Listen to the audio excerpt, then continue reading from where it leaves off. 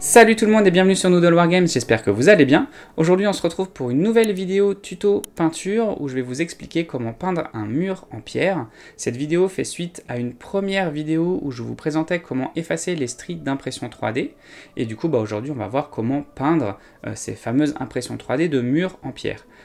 Cette vidéo elle s'inspire grandement d'un tutoriel proposé par Printable Scenery sur leur site internet, vous trouverez ça en description. Et puis bah écoutez, on se retrouve en fin de vidéo pour voir à quoi ça ressemble et puis pour discuter un peu, voilà. Donc bah écoutez, bonne vidéo. Et c'est parti pour le tuto peinture d'un mur de pierre. Alors la première étape consiste à effacer les stries de l'impression 3D. Pour ça je vous conseille ma première vidéo sur le sujet, vous la retrouverez normalement en description. Vous verrez, c'est une méthode assez simple et assez efficace sur ce type de décor. Et ensuite, il suffit simplement de sous-coucher l'ensemble en blanc avec une bombe de chez Action par exemple, pour un coût plus réduit. Voilà ce qu'on peut obtenir avec la méthode que je vais vous présenter ici. Le décor est une impression 3D de chez Printable Scenery, qui a toute une gamme normande qui est vraiment très chouette. Je vous la conseille fortement si vous n'avez pas envie de tout crafter vous-même.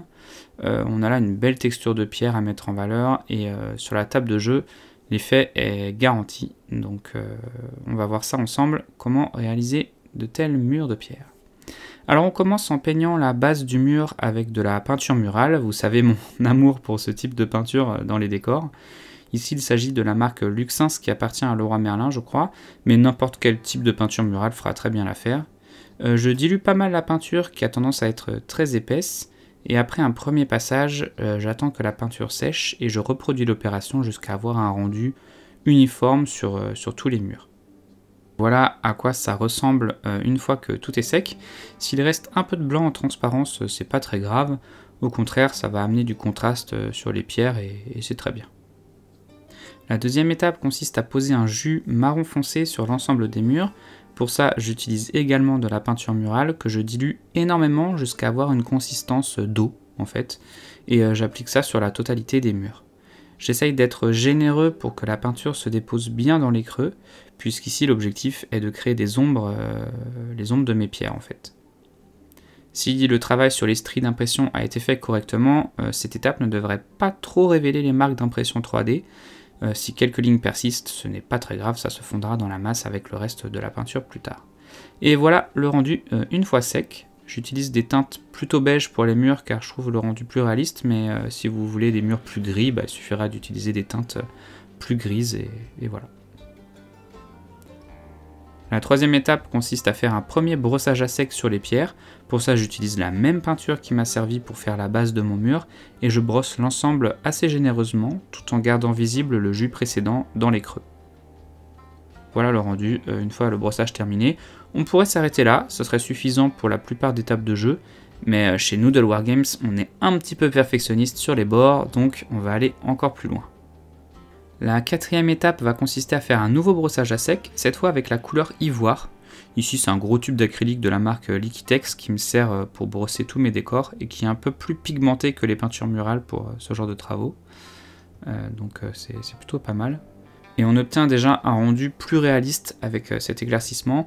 Et on pourrait de nouveau s'arrêter là, mais non, on veut le petit effet waouh qui va bien, et c'est pour ça que vous êtes ici d'ailleurs, donc on va aller encore plus loin sur ce mur de pierre. Pour la cinquième étape, on va commencer les gros travaux d'enduit pour créer du mortier entre les pierres. Pour ça, j'utilise de l'enduit de rebouchage en pâte que je dilue légèrement et que j'applique au pinceau sur des petites zones des murs. Alors il faut bien faire attention à appliquer l'enduit dans les creux entre les pierres pour que le rendu soit meilleur. Et c'est d'ailleurs pour ça que diluer un peu l'enduit, c'est plutôt une bonne idée. Comme ça, l'enduit va facilement se glisser dans les interstices et dans les creux. Une fois qu'on a fait ce travail sur une seule façade, on va rapidement utiliser une lingette humide et profiter que l'enduit ne soit pas sec pour venir l'essuyer, tout simplement. Alors c'est une étape un peu délicate, il faut que votre lingette soit humide mais pas trempée, et essuyer délicatement pour éviter d'arracher la peinture. Pour ça, n'hésitez pas à faire plusieurs passages et à bien rincer votre lingette dans un seau ou dans un bol pour éviter de remettre de l'enduit à chaque passage. Lorsque les pierres sont suffisamment nettoyées et que l'enduit est bien dans les creux, on peut répéter l'opération sur le mur suivant et ainsi de suite. Voilà le rendu quand l'enduit est bien sec. Donc comptez une bonne nuit de séchage quand même avant de débuter les étapes suivantes pour vous assurer de la bonne résistance de l'enduit, parce que sinon vous allez avoir une espèce de pâte pas très agréable une fois que vous allez rajouter de la peinture par-dessus. La 6e étape consiste à ramener un peu de couleur dans les pierres. Donc pour ça je commence avec un glacis de gris, c'est-à-dire un gris clair très dilué, que j'applique sur différentes pierres afin de différencier un peu les pierres entre elles et casser l'uniformité des murs. Pour ça, il n'y a pas vraiment de méthode, j'applique le gris au petit bonheur en évitant quand même de trop en mettre dans les creux, même si c'est pas très grave si ça arrive. Voilà.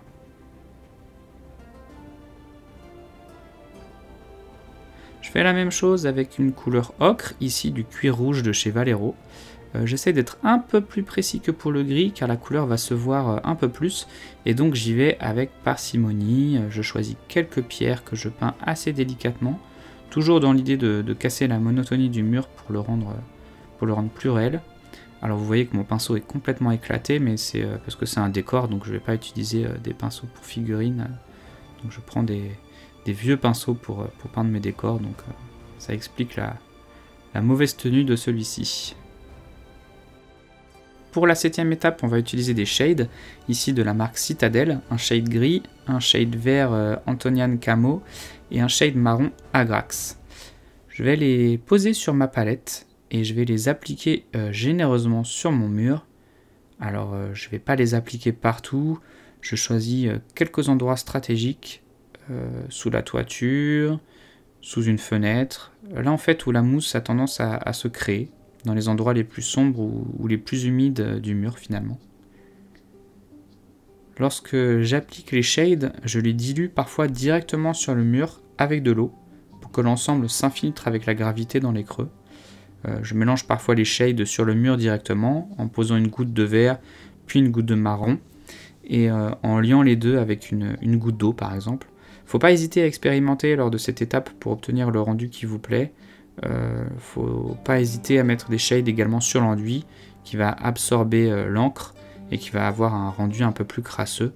L'idée étant d'obtenir la moisissure et la mousse qu'on trouve parfois sur les vieux murs de pierre un peu humides. Ça permet également de recontraster un peu les pierres et de toujours chercher à casser le côté uniforme de la peinture.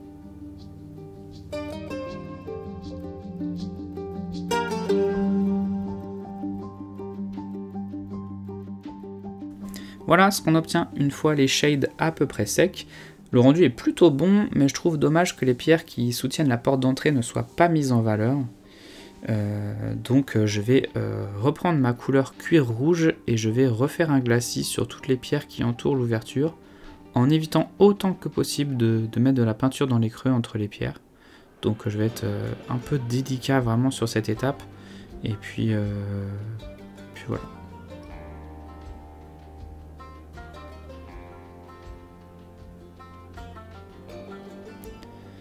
Voilà ce qu'on obtient une fois que l'ensemble est bien sec. On va pouvoir du coup entamer la 8e étape qui consiste en un nouveau brossage à sec d'ivoire, mais cette fois-ci très léger, vraiment léger. Donc pensez à bien essuyer votre pinceau avant de faire le brossage, parce que sinon le rendu sera trop fort et vous allez casser tout le travail que vous avez fait avant. Donc il faut y aller doucement, vraiment vous essuyez bien votre pinceau. Vous pouvez appliquer ce brossage sur toute la surface des murs, toujours en y allant doucement, sans trop vous attarder, vous faites un petit brossage léger, histoire de simplement rehausser les arêtes les plus saillantes. Pour la 9e étape, vous aurez besoin de flocage, ici du flocage mousse de chez Woodland Scenics, qui va servir à faire la mousse dans les creux en fait, entre les pierres. Pour ça, je déchire de tout petits morceaux de cette mousse, que je viens prendre à la pince et que je trempe dans de la colle PVA avant de les appliquer dans les creux de mon mur. J'en mets assez peu, hein. Je le mets plutôt vers le bas de mon bâtiment qui est plus sensible à l'humidité. Donc voilà ce que ça donne une fois qu'on a placé ces petites mousses entre les pierres.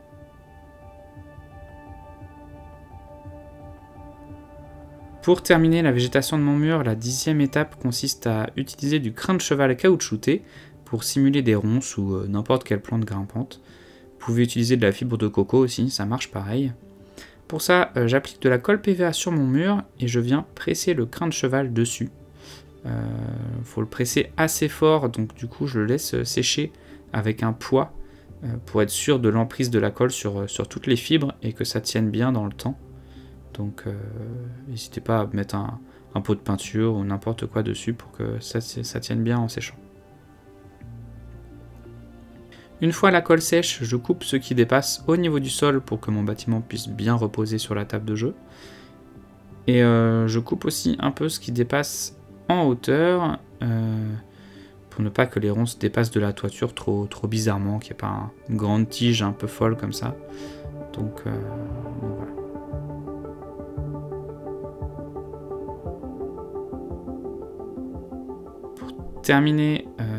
Pour terminer cette étape, je prends du flocage de la marque Jevis.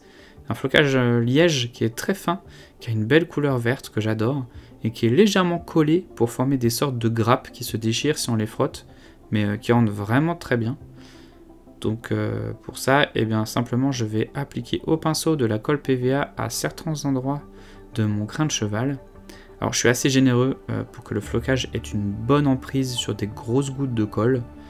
Donc j'essaye de tamponner en fait de gros morceaux de colle sur mon crin de cheval.